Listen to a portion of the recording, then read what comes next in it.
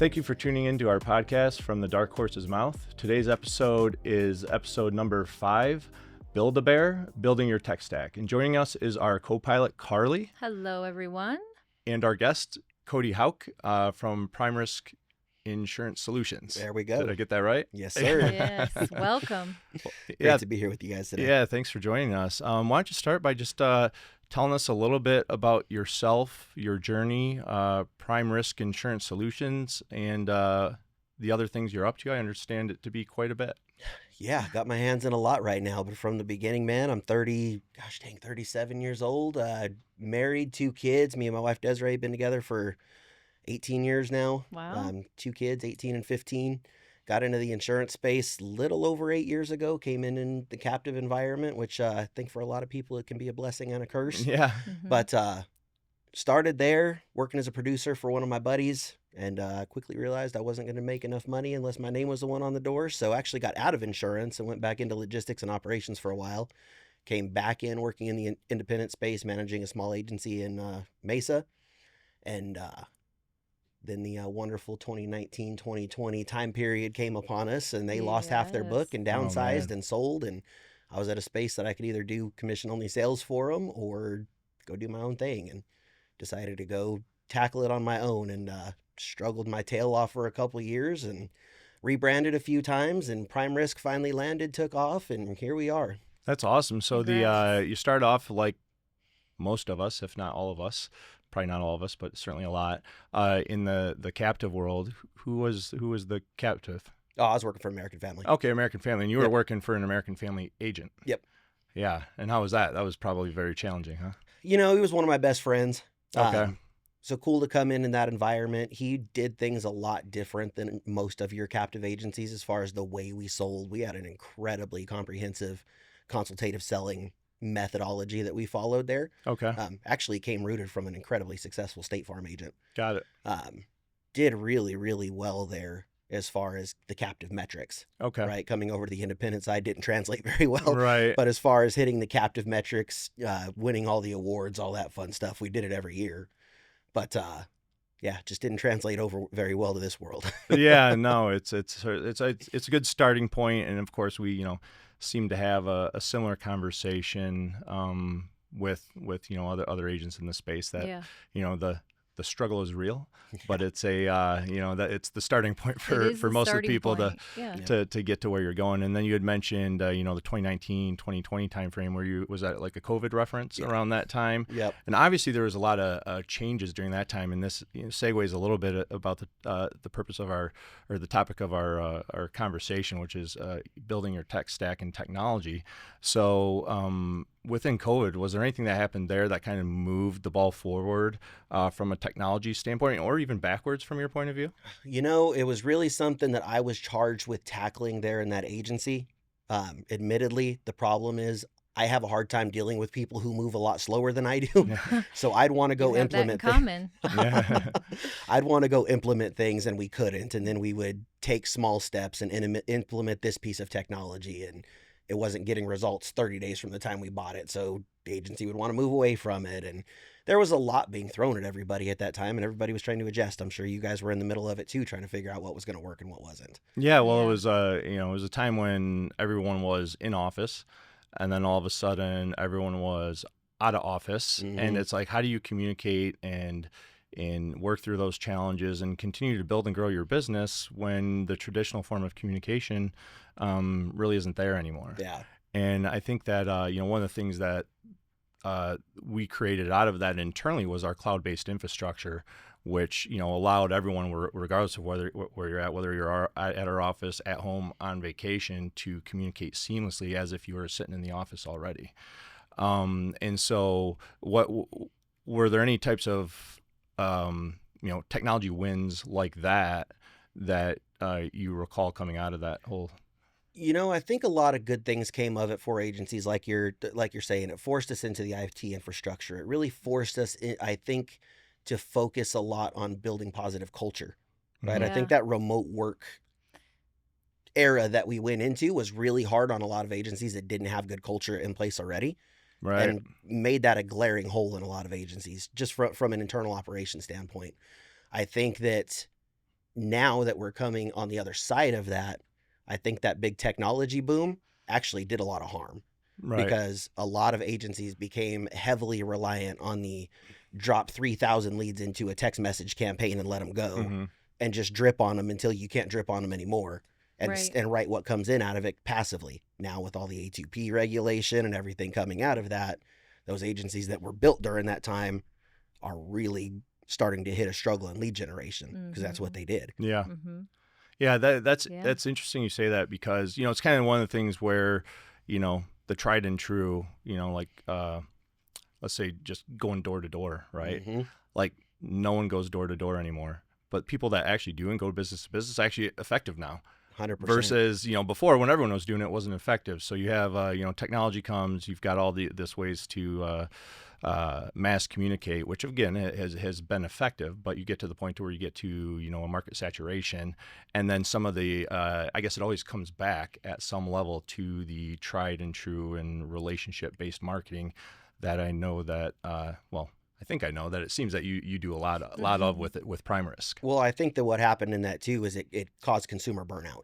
I hate seeing marketing text messages on my Yes, phone. so Mhm. do I. And them unsubscribes happen really fast. Mhm. And I think that our market became that same way. Mhm. It Mhm. just caused burnout. And now what we've seen on the other side of that, I primarily focus on commercial lines.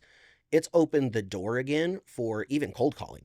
Cold calling is incredibly effective right now because people are just happy that there's actually a person on the other end of that phone Right. that they get to talk to. And it's not some robotic, voicemail or some pre-recorded message, which a lot of those are still coming. And hopefully that's getting outlawed pretty soon too. As a Mhm. consumer myself, I'm glad that we're getting some of that relief. Right. Mhm. But it's really shifting to, you know what, you better be a dang good marketer and know how to generate leads in order for you to continue to grow in this industry. Right. Mhm. Right. So then, obviously there was COVID, and then at some point you started Primerisk, which was in. So I actually initially opened up as just the Houk agency, last name agency, going to be your friendly neighborhood home and auto guy. There you go. That didn't work very well. 3 years into that, I was making about 30 grand in commission a year, working 2 jobs, having to go guide hunts professionally 6 months out of the year just to pay my bills. Then attended the last Better Agency conference that was here, and Sierra Gropion was there, and she gave a speech there about branding, how powerful it was, the transition she had gone through. And then I initially rebranded to trying to get on the trendy train, right? I cover insurance. Mhm. I didn't even love it. I hated it when it left my mouth. I tried to jump on the trend Right. and it wasn't hitting anywhere. It felt real gimmicky to me.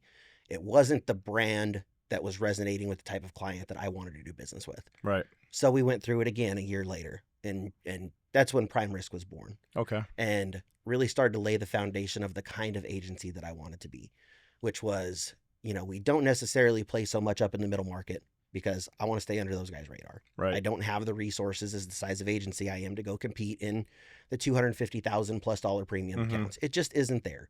But there is a massive hole in $2,500 revenue to $10,000 revenue accounts. You're right. Yeah. And they get stuck in small business centers inside the big shops. Yes. And you can go in as a niche boutique agency and provide those guys a level of service that they're not getting Mhm. and win That's those so accounts on true. service all day. Yep. So that's the approach that I've taken. Got it. And I've built a brand that I love that resonates with my clients. I attract the right clients that I want. And, it's been awesome. Yeah, that's great. I think it's all about establishing your niche and Mhm. your place in the marketplace. I mean, one of the great things about insurance and just business in general is there's a lot of different ways to get it done. Yeah. Right. And part of the way that you get it done is just based on your skill set, your, personality, what you like, what you don't like, and then building around that. And then, of course, having the, consistency and drive to continue to move the ball forward. So that's all great stuff. And I'm happy to hear that, you've had a lot of success with Primerisk and continue doing a lot of things that you're doing. Obviously, when you're building that, technology is a part of it. Yeah. We've got technology everywhere. You mentioned Yes. Better Agency Conference. I don't know if that's who you're using, but walk us through your tech evaluation process, if you will. It initially started as I'm going to buy everything all the cool kids tell me that I need to buy. Yeah. And that didn't work out too well. I was making, started to make some money, but a lot of it was flying back out the door on tech. Can you talk to us about some of the things that you bought? I mean, I think I went a 6-month period where I went through 4 different CRMs Okay. just because I'd be on one for a month and then somebody else would say, oh, you need to go try this one. And then I'd be on that one. And then it didn't have a feature I want. And I was always in search of that perfect CRM, right? That doesn't exist. Right. AMS has been something I've been pretty consistent with. I'm an Outcerts guy. Love them to death. Okay. Love the whole team over there. Have worked really closely with those Now guys. Outcerts just Momentum. Sorry. Momentum. Yeah, that's what I'm saying. Because it wasn't Outcerts. Now was Outcerts I mean, obviously now certs, it sounds like just to do certificates of insurance, right? Is that how it started? And now they've got the agency management. Can you talk to us a little bit about the evolution? They've always been an agency management system. Okay. But they have been more geared towards easy certificate management. Okay. They've now shifted to, it's called Momentum AMP, agency management platform. Okay. And they're really aiming to become that all-in-one solution for the insurance agent. Okay. And they're doing a pretty dang good job of it. Open API all the way across. They play nicely with everybody. They want to leave it open circle so you can use any kind of technology you want in conjunction with them and not make it difficult. Okay. Loving everything I'm seeing from those guys. But, went through the different phone systems, Ring Central, Nerd Phone, Dialpad, AirCall, every single one of them. Right back on Ring Central. It's the most steadfast, steady, proven system that integrates with everything that we use. Yeah. So... yeah, we use Ring Central. They've got the video API, the phone API, and the really key one that no one has, or if they do have it, they don't do it well, is the text API. Yep. For the text integration. Service can be a little bit challenging at times, but overall their technology seems to be pretty comprehensive. Yeah. Talk to us a little bit about so Ring Central. What are some of the other phone systems that you would use? I went to Nerd Phone for a while because I was on Agency Zoom at the time and people were speaking highly of it. Again, all the cool kids were like, oh, go do business with so-and-so over here. Go support them. Massive headache. Dialpad's one I flirted with a little bit. They actually have a really cool system. They just don't quickly integrate with anything now. You got to go through all the API documentation and get it to work. But I think that they're onto something really big there. Mm-hmm. If you haven't checked it out yet, they actually do the live call transcription. They have live sentiment while you're on the call with the client. So if one of your team members is on the phone with a client and it starts to pick up some negative tone in the conversation, it will alert the manager, hey, this conversation's going south. You might want to go step into this and see what's going on. That's interesting. Really, really cool. Very price comparative to where Ring Central sits. And they do have open APIs. If you don't need a quick integration and you know how to work APIs, you can get it to work with anything. Real cool system there. I haven't fully made that transition over yet, considering it still, but still Ring Central's. Yeah, well, it's tough because it's kind of, you give up one set of functionality for another, and you've got what's functional or you need to have, and then there's kind of that nice to have bucket. Like, it'd be nice to have this. But, then, of course, there's a setup and implementation process along with that. The biggest thing, and one of my guys that I coach said it beautifully the other day when we were having a conversation about our tech stack. He's like, man, it is so easy to get $20 and $30 to death whenever you're going to try to I feel about the apps on my phone. 100%. Yes. It is. But, people don't realize, and I think the insurtechs and these tech companies really miss the mark on this too. I don't think they understand what the average insurance agent in the country is. And they don't understand that 63% of insurance agencies in the country are under $500,000 of revenue. They don't have play money. Right. They don't have money to go invest $500, $1,000 a month in 5 different technologies. Mm-hmm. But that's the crowd that they want to go after, is the top 10% that are doing over $1.25 million. Well, I think part of the challenge too is there's just so much investment money in it that they don't necessarily care. Yep. At some level they do, because they need to, need to generate a return and whatnot, but they're not necessarily in the shoes of an agent, and they're developing it, a little bit higher up of a viewpoint on how to solve for the challenges. And so I think out of that you get a lot of things that kind of work the way you want them to, but when you get in the practical shoes of the agent actually working the system, it doesn't work the way it needs to. Well, and unfortunately, I think a lot of them have never spent a day in an insurance agency in their life. So in theory, everything works well. But like you're saying, in practicality, it just doesn't make sense. It causes more process problems than it actually solves. And at Yeah. then the you end of have the to day, buy something else to Yeah. fix that. And at the end of the day, what are you saving? $200 to $300 a month in labor costs? Go invest that money into your marketing and go generate 3,000 to 5,000 of revenue instead of saving 200 to 300 in labor. Yeah, you're right. That's smart business. Yeah. Right. One would think. Yes. So now certs or Momentum, had you used any of the other big management systems before that? Previous agency, we were on Easy Links. Okay. It was actually the initial one I went on because I was part of a network that we were forced to use. Mhm. Easy Links is our AMS. Worked well. Doesn't really play nice in the commercial world too well, I don't think, especially for what I'm doing. I'm 70% E&S in my book. Okay. So, don't really have the functionality there to need everything Easy Links does. And I don't think that it does a lot of things well whenever you're heavy. Yeah. E&S How do you agency. compare that to? Because I've used Easy Links before. I've used Vertifor. I've used Hawksoft. I've used Applied Epic. AMS 360. Yeah. I mean, it's just a little bit. You just kind of start going, and before you know, you've burned through 4 of them. But how do you compare it? Because you seem to be pretty happy with Momentum AMS. How do you compare that and contrast that against Easy Links? Because Easy Links is pretty popular, and it's one of the big, systems that people are aware of. I think you need to align your tech around the agency that you're going to build. Smart. And if you're a heavy personalized agency, I think Easy Links is great. Mhm. I think with the entire ecosystem there, from the sales center to the rating to the AMS itself, I think that it has everything it needs for a personalized focused agency. Never going to be me. We're 100% commercial. I think that Momentum has done a great job helping manage that.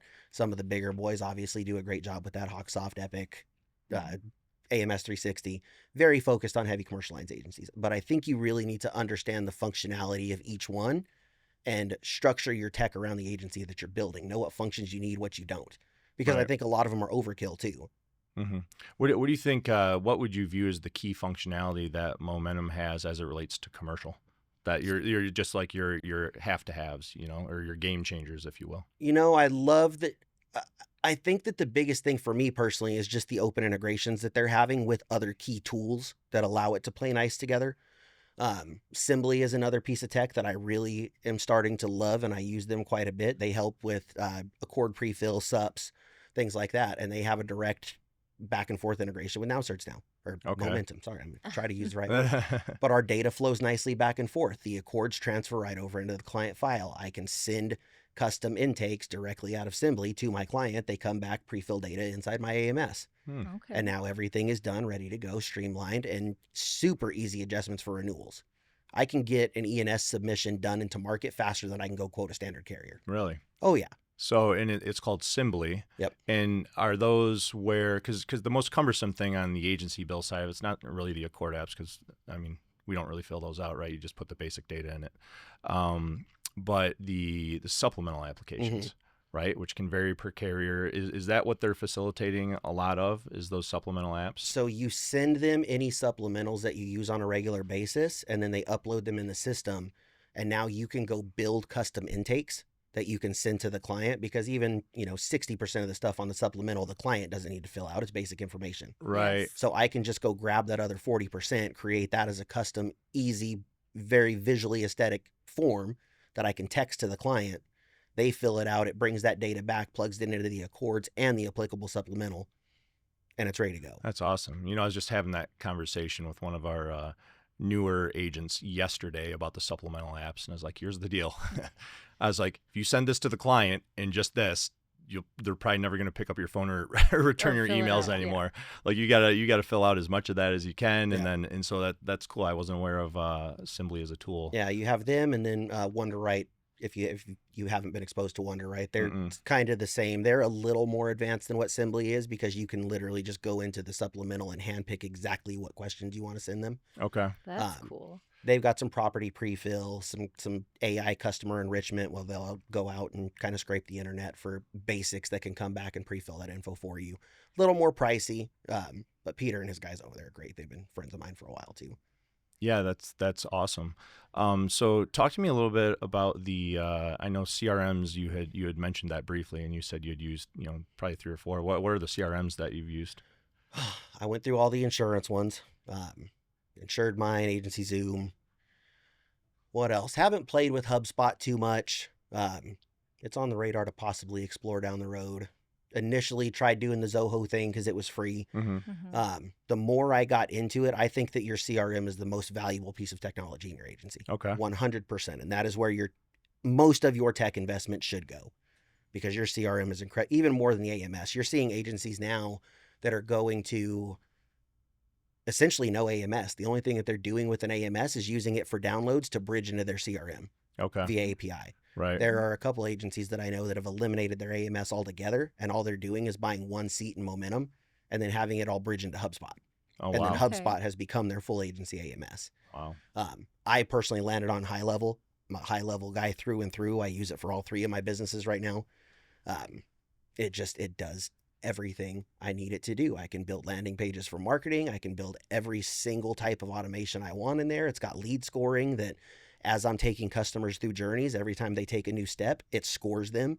So I know whenever they've consumed enough of my content or gone through enough of our resources, I know that guy's ready to buy. Okay.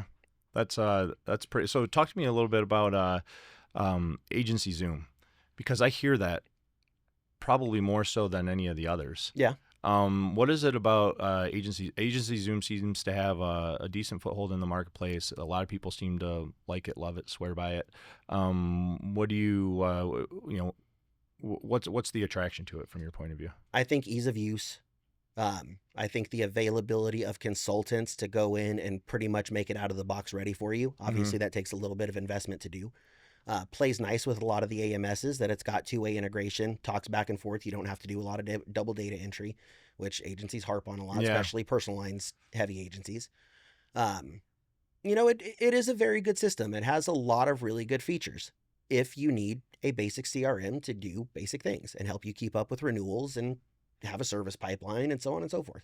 It integrates with all the phone systems, does really everything you need it to do. And it is a great system. I've got nothing bad to say about it. Yeah, no, cool. And I know that there's obviously a lot of big customization, availability or presence for it to customize it for you, I guess, because most CRMs, there's some level of customization, right? And I mean, you basically got to, you've got it out of the box, you got to build the thing. Yeah.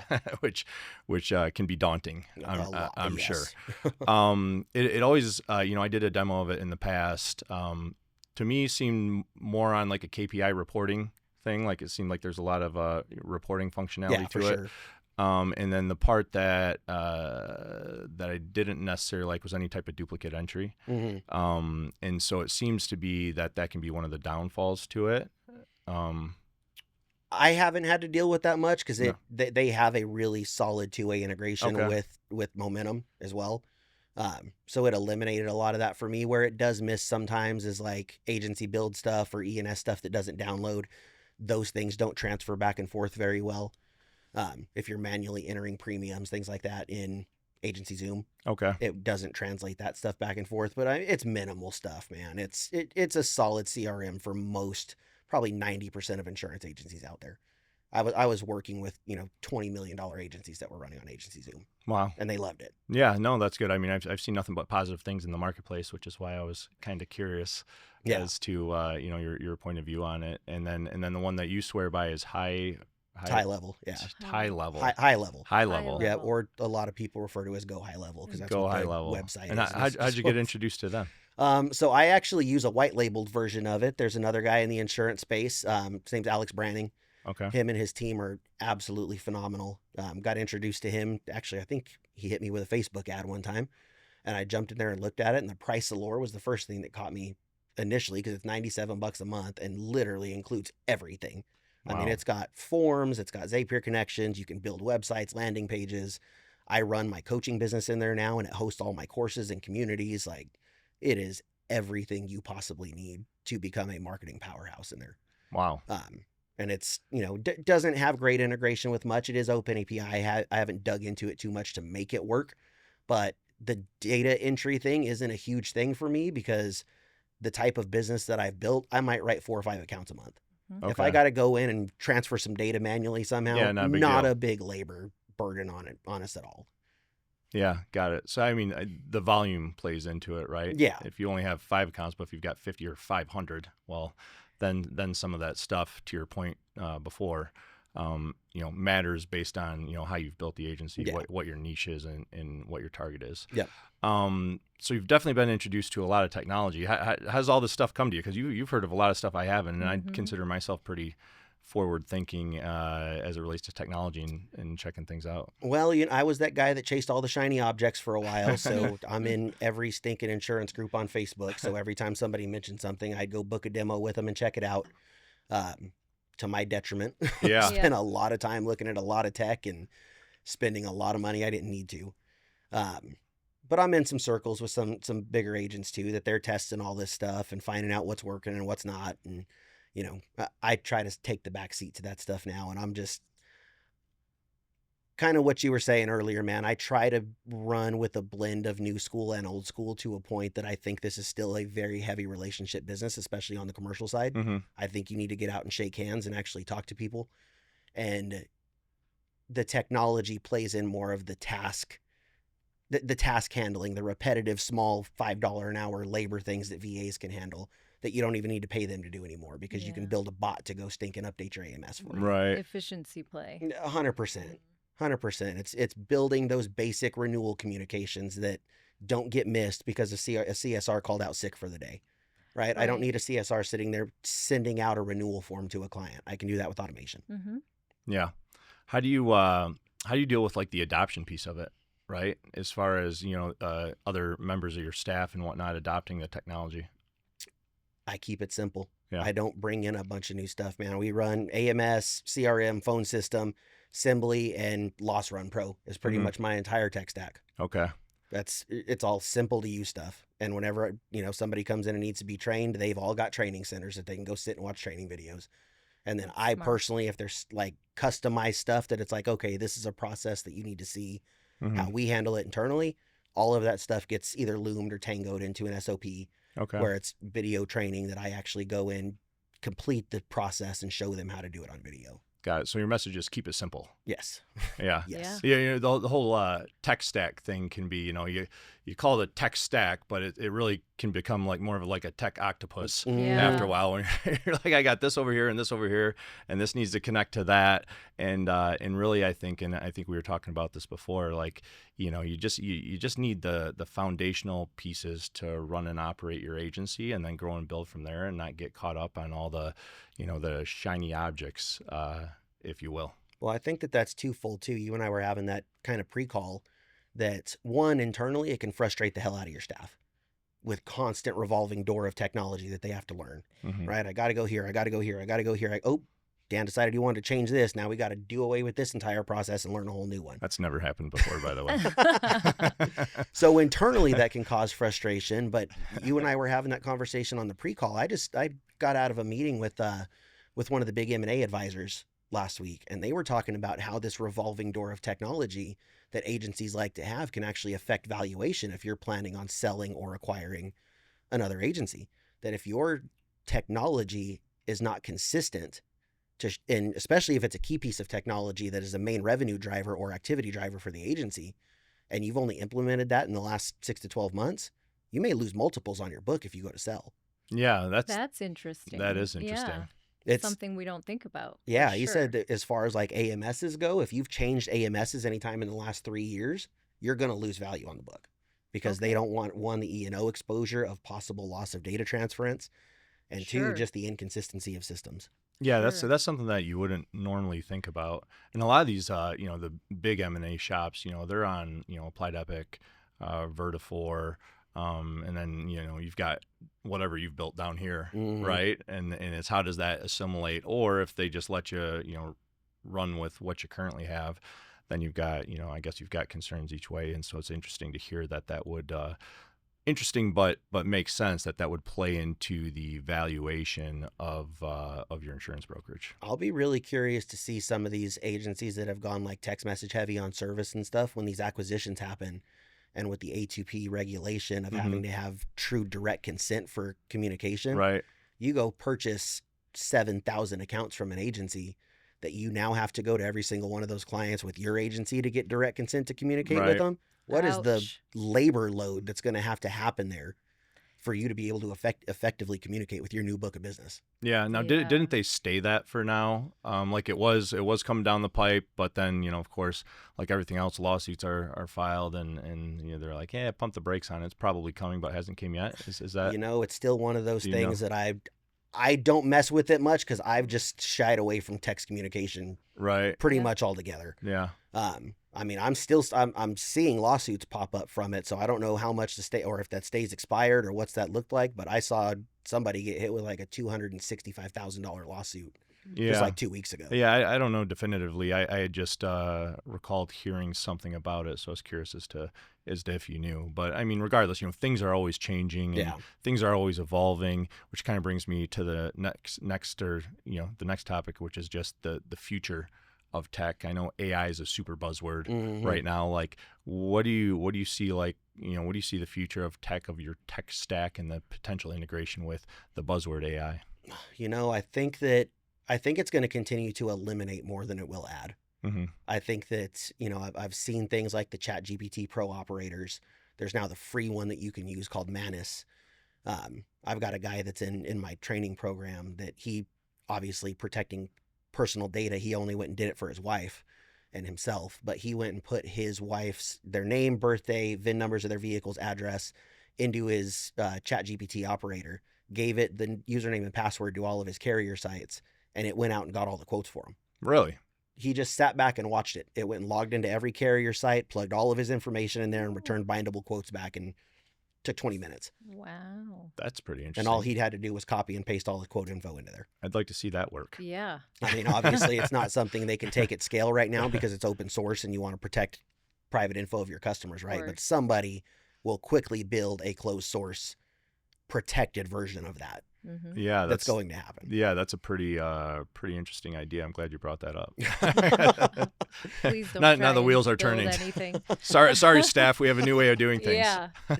But I think that's really where that's going to go, man. I mean, one of my mentors is David Carruthers. Me and him talk about this stuff quite a bit, and they've already got bots going into their HubSpot AMS, HubSpot CRM, Hawksoft AMS, going and removing all of their duplicate data and finding any duplicate data points that are in their systems. And it doesn't even make them go in and manually adjust those things. All they have to do is click a button and tell it to fix it. And Wow. It goes in and adds and deletes data that they're finding that are inaccurate or duplicates in their systems. That's pretty cool. Wow, Luis would love that. Yeah, I know. The old policy checking. Yeah. Yeah. I mean, you're already seeing things like the super copy paste that I think are going to quickly make raters irrelevant, Mm-hmm. where Momentum is doing it right now. They've got one that they're building in that as soon as you go in and enter the customer data in the AMS, in the background, it's copying it into a clipboard, and then they're mapping those fields into the customer or the carrier websites. Mm-hmm. I don't know if you've seen Gaia. Gaia kind of does the same thing. I've heard of it. I have heard of it. So all you got to do is go in and open up Travelers, hit paste, and it just mass pastes all of the data into Travelers rating system. You click rate and it's done. Okay. Wow. Yeah, that's pretty That's cool. fantastic. Things like that are really cool. Again, I think a lot of it can help more personal line stuff than it is commercial. Right. I think that, it's not a big doom and gloom guy, but I think we're 5 to 10 years away from a lot of personal lines heavy agencies mass shrinking or going out of business altogether. Mm-hmm. I think that people are going to be able to go into their ChatGPT and tell it, go find me the best auto quote that there is. And in 5 minutes, they're going to have it and they're going to buy it. I Right. believe that. Yeah. And I mean, these AI bots can go and produce the same information that we've been spewing out onto the internet and on social media for years, Mm-hmm. and can provide the same level of education that we can in a lot of times because we have fed it all the information. Mm-hmm. Yeah. True story. Yeah. Well, I one of the things we've done internally just to, because I'm a firm believer. Not a firm believer, but it's not going anywhere. Right. Yeah. So you either adopt it and you're on the front end of it, or you're going to be left behind. And I think, like anything else, things change and evolve. But one of the things that I always push to the company in the team is hey, look, at the very least, it shortens your learning curve. Mm-hmm. Because if you had to do the research, like, yeah, you can do the research. You could go on the internet and Google this. You could read books. You could do all that type of stuff, or you could ask the question, and then the AI goes out and grabs all the data and educates you in A very a short very period. short period, 15 minutes versus maybe would have took you 2 or 3 hours. Well, super practical things that an insurance agent can implement like today that cost them nothing that Mhm. will streamline a process. Build an in-house underwriter. Yeah. If you guys haven't done that yet, go grab your underwriting manuals from all your carriers, go create ChatGPT bots or custom GPTs for each one, Mhm. and then you upload those into ChatGPT so it knows exactly what the carrier's appetite is, what their disqualifying factors are, everything. Now you just open up ChatGPT when you have a risk come in the door and say, hey, who are my markets for this? I love that That's idea. a That's brilliant brilliant. And idea. then it tells you Yeah. exactly who to take that to and who won't take it. Yeah. And then you Yeah. can custom program those things every time you do physically talk to an underwriter Mhm. and you figure out something that might not be in the underwriting manual, but is something that needs to be known. You just go in there and tell it to remember that for the next time you ask it. Yeah. And now you literally have an in-house underwriter in the agency that is helping you That's smart. on guiding you to markets. That's To smart. markets. Yeah, that is It's so giving me smart. anxiety because I'm like, oh, I got more stuff to do. I know. I was like, oh gosh, now get all of Like, our I've already got so appetite much to guides. do. I know. I thought the same Quit thing. talking, like, oh, Cody. God. It's over. We're done Oh, talking. my operations brain is going. Yeah. What would you say to people who are tech adverse?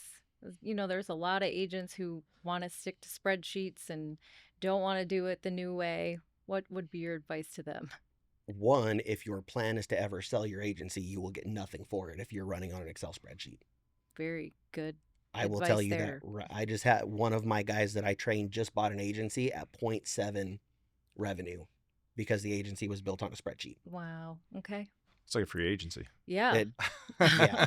I mean, you look for have those. at minimum go get a quality AMS and get your data in there so you know what's there and it's easily transferable when you do go to sell.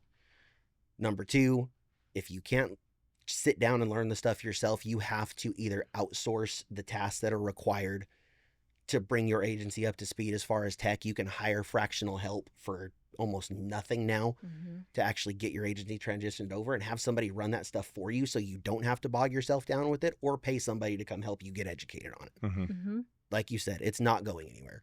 Right. And if you don't at least embrace the basics of having a solid AMS, a good VoIP system, if you're not recording every stinking phone call that is coming into your agency, which, Ring Central does that for us automatically now, transcribes every single call for us. And we can chat GPT all that into summaries and customer sentiment to really have a better feel for our clients. Mhm. Mhm. It's basic stuff that you can go do that will just make your agency a hell of a lot more efficient. Yeah. Yep. I That's agree. good. That's good advice. That is great advice. Yeah. Anything else before we wrap up? I think we've hit it all, man. I've lived on my soapbox up here long enough. Yeah, no, you've done a great Great job. I mean, soapbox. I've actually learned. I've learned a lot just sitting there listening. So I appreciate you coming on. We like to finish every episode with a Ask Me Anything segment. So that's just you asking me a question. Could be insurance related, could be life related, could be whatever, and I'll do my best to answer it. Well, man, I'd like to ask this because you've built an awesome operation here. Obviously, you've got a name in the industry here as well. What do you think your biggest key to success has been? My biggest key to success has certainly been people, and it's been creating opportunities for those people. I get a lot of intrinsic value out of seeing other people succeed. Mm. So, when I started my first agency, I didn't have the money to bring in qualified people. I could bring in entry-level people at best and pay them what I could pay them, no experience. And I spent my time and energy developing them and then watching them grow. And so watching them grow, creates a lot of value for myself. And then also, when I see them succeed, that's always great too. And I place a high level of responsibility on the promises and commitments that I make to them. Mm. And I just work tirelessly to achieve them. And so each of the companies that I have, and we've got, I think, 5 to 7 right now, I build them, and then I build them with someone in mind in the organization to eventually take it over and run it. And so I just think it's through that process of, caring about the people that help me get there, creating solutions to problems, and then having a high level of integrity based on the commitments that I made to other people that just continues to move the ball forward for me. Man, I gotta commend you for two things you said right there. One, you said something about you invest in the development of your people. And I think that that is such a huge miss all across this industry altogether, is people don't take that seriously enough. Mm-hmm. And then they'd rather point fingers at other people for, you know, their CSRs, their service team, their account managers, their producers, for not developing to the level that they expect them to perform, when Mhm. that's your responsibility as the owner to do that. Right. Yeah. And I love hearing that you take that so seriously, man. So kudos to you on that. Yeah, I appreciate that, huge. man. Yeah, thanks for the question. Yeah, that is an awesome question. And I will say the willingness to adapt and change.